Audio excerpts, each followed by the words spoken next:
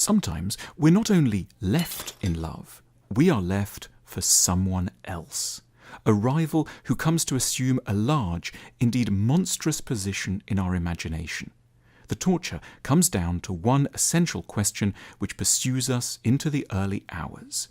What do they have that we do not? Part of the agony rests on a basic feature of human psychology.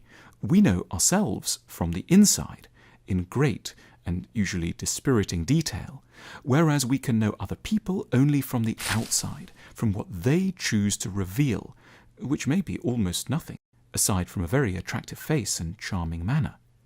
As a result, we may feel that the person we've been left for, and whom we know only on the basis of having briefly met them at a party or stalked their online profile, is wonderful in every way. Where we are shy, they're going to be confident. Where we are chaotic, they're going to be well organized. Where our sexuality is complex, theirs will be simple. Where we're too domestic, they will be exciting. Well-meaning friends may try to bring us back into contact with our good sides. They may speak of our kindness, intelligence, or sense of fun. But this might not be the best way forward.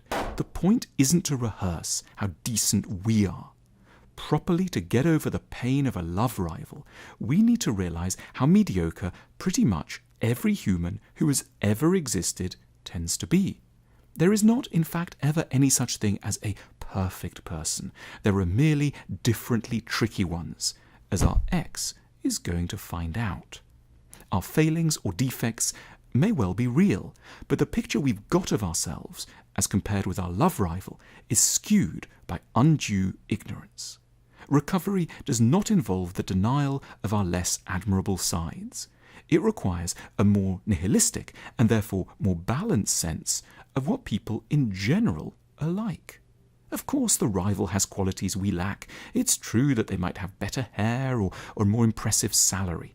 But at the same time, they're going to have an enormous number of very serious problems, which we can be assured exist not because we know them, but because we know human beings in general. No one examined from up close is ever anything other than disappointing, and every person one has to share a life with will prove so maddening over time one will at points wish they had never been born.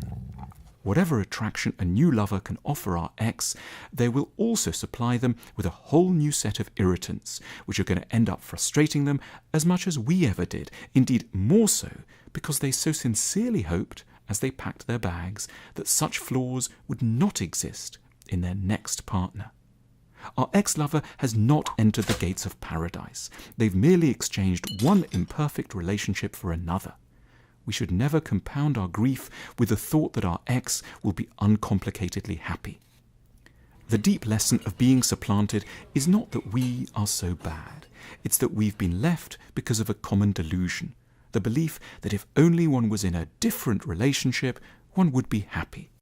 And yet the truth is that more or less every relationship has its own special and beautifully distinct forms of acute unhappiness. There is much wrong with us, of course, but this dark fact invariably sits within a far larger, grimmer, and yet strangely consoling truth that every person on the planet has much wrong with them. Once we get over abandonment, the person we need to find is not the one who thinks we're perfect and will never leave us on this basis, but rather one who can quite clearly see our failings, and yet, this is the key advantage, knows how calmly to make their peace with them.